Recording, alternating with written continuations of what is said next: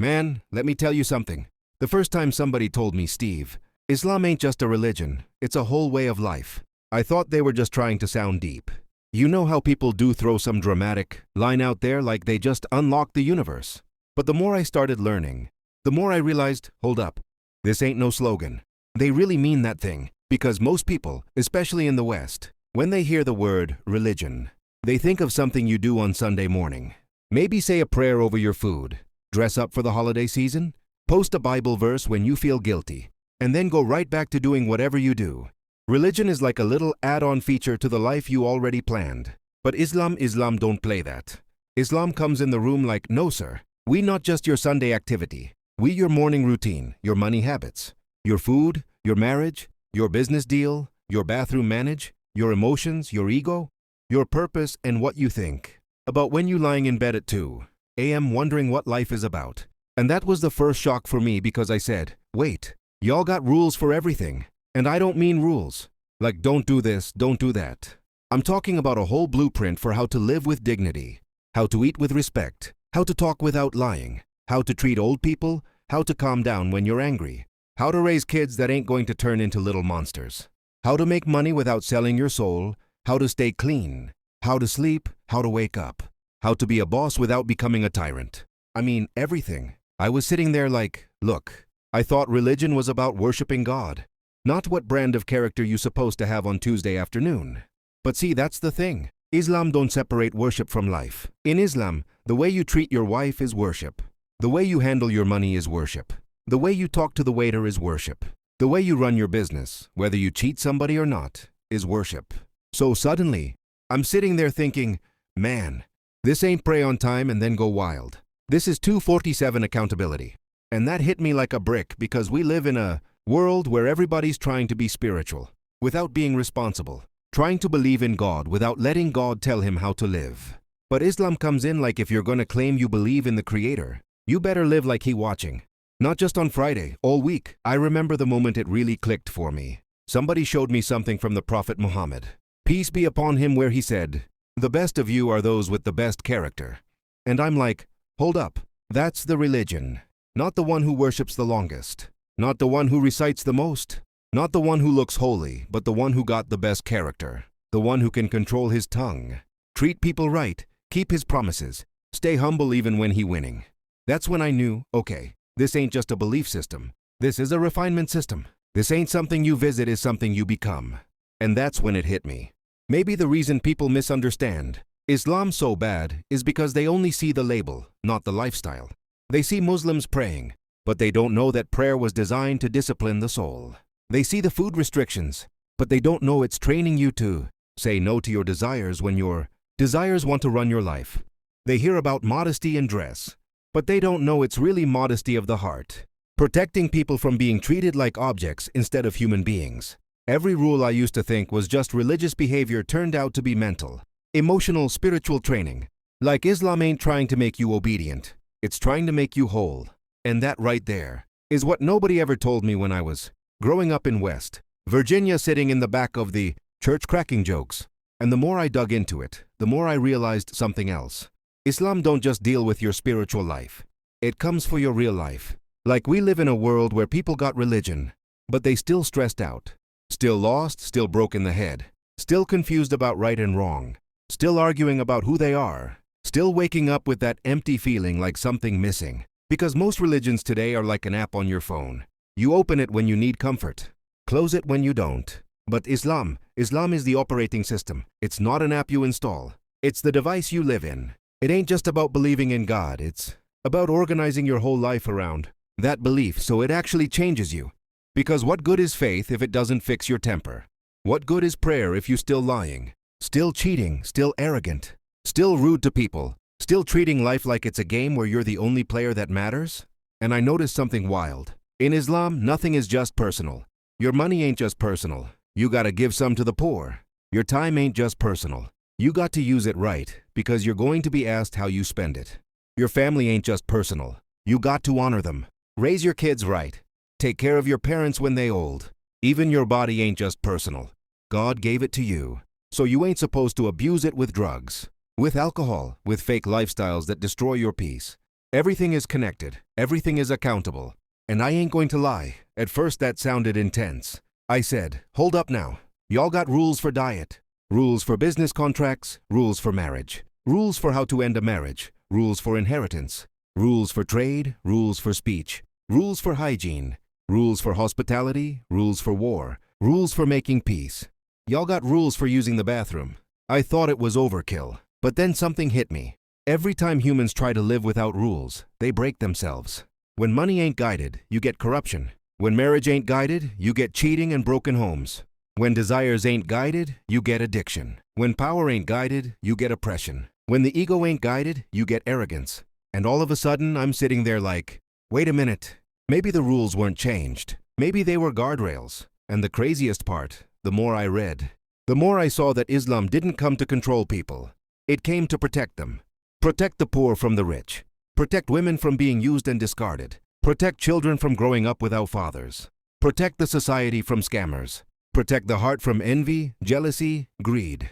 Protect the soul from thinking it don't need God. So now I'm realizing this ain't a religion built around fear. This is a religion built around prevention. It don't wait for you to crash your life and then say, come, pray about it. It builds a life where you don't have to crash in the first place. And that right there, that's different because we don't live in a world that prevents pain. We live in a world that treats pain after it already happened. We don't fix broken families. We normalize them. We don't stop men from disrespecting women. We just write hashtags after the damage is done. We don't teach people how to love, how to lead, how to stay loyal. We teach them how to get famous, get followers, get attention, get paid. So when somebody says Islam is a complete way of life, that don't just mean it's strict. That means it's structured. Like if life is a storm, Islam is the shelter and the map. And I sat there like, man, if I had known this 20 years ago, maybe half the mistakes I made wouldn't even exist. And it started getting real when I learned something Muslims say all the time. Islam came to take human beings from darkness into light. And I had to stop and ask myself, what's my darkness? The anger, the ego, the regrets, the things I chase that don't make me happy. The parts of me that look successful on TV but still feel empty when the lights cut off. Because if a way of life can fix that, then that ain't just religion. That's salvation. And not the type where you shout amen and go home unchanged, but the kind that rebuild you from the inside out. But here's the part that really flipped my whole mindset. When I realized Islam don't just teach what to do, it teaches why. See, a lot of people think religion is just a list of rules floating in the air with no explanation. Just do it because God said so. But every time I looked deeper into Islam, I found not just a command. I found a purpose behind it. And that purpose always led back to one thing: making a human being the best version of themselves before they stand in front of God. So now I'm sitting there thinking, man, most of us live life backward. We try to impress the world and neglect the soul. We try to get validation from people who don't even care about us. We spend money we don't have to get things we don't need to impress people we don't like, then end up still unhappy with a closet full of shoes and a heart full of emptiness. But Islam comes in like you ain't here to win the approval of people who gonna forget your name. You here to win the approval of the one who wrote your name before you were born. And when that hit me, it didn't just feel spiritual. It felt logical. It felt like the only thing that ever made real sense because I've lived long enough to know this. Most people are dying inside even while they smiling outside. They got followers but no purpose. They got cars but no peace. They got success but no sleep. And when I started seeing how Islam treats the human heart, not just the body, not just the habits, but the heart, I said, oh, okay, now I get it. That's why they pray 5 times a day. Not because God needs the prayer, but because we need the reset. That's why they fast in Ramadan. Not because God needs people to starve, but because it trains you to stop being a slave to your desires. That's why they give charity. Not because the poor need handouts, but because the rich need humility.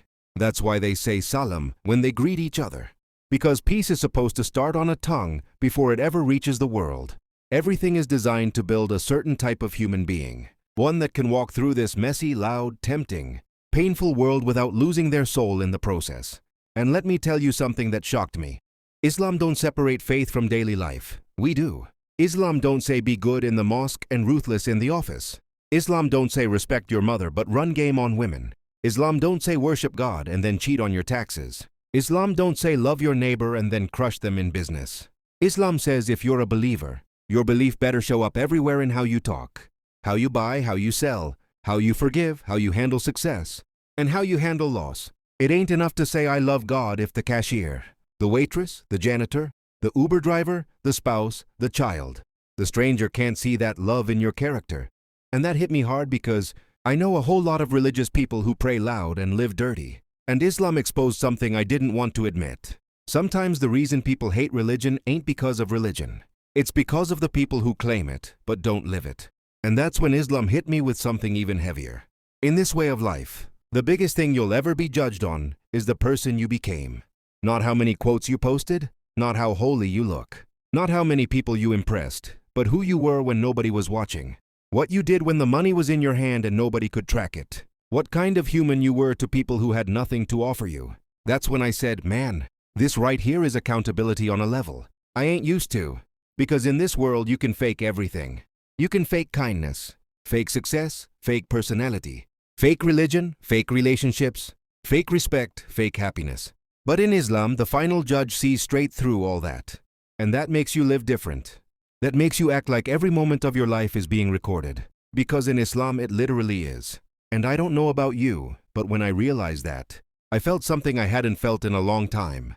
Clarity. Like somebody finally turned the lights on in a room. I've been living in my whole life, but never really saw. I said, okay, I get it now. Islam ain't here to give you a religion. It's here to give you a blueprint, a structure, a purpose, a moral compass, a filter, a destination. And once you got all that, life stops being random. You stop waking up asking, what am I even doing? Because now you know who made you, why you're here, what matters, what doesn't, what's temporary, what's eternal. And suddenly the noise of this world don't own you anymore. And let me tell you something, man. The more I sat with all this, the more I realized something that I wish somebody had told me 30 years ago. You can spend your whole life chasing the world and still leave it empty-handed. You can stack money, stack followers, stack success, stack applause, and still die with a heart that never found peace.